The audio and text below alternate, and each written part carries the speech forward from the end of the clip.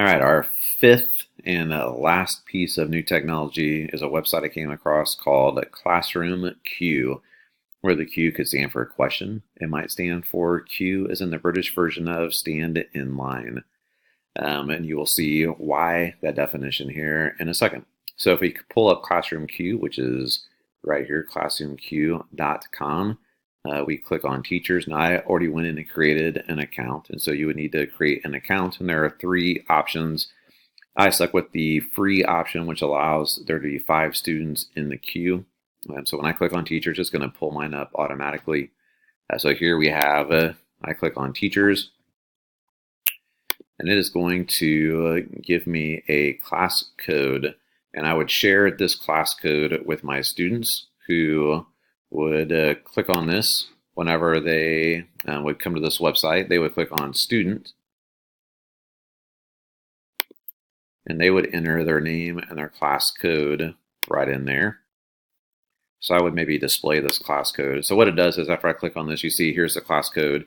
If you're a student in my class and you have a question, instead of sitting with your hand up as I'm answering multiple questions, you just go right onto that website, you put in your class code, and it'll pop up with your name. You have a question, and it might even tell me a little bit about what your question is going to be. And now you're in a digital line of students who want to ask a question. And I'm sure, like all of us, sometimes you get bogged down on one side of the classroom answering questions, and there's a kid on the other side of the classroom that's been sitting for an extended period of time without their question being answered.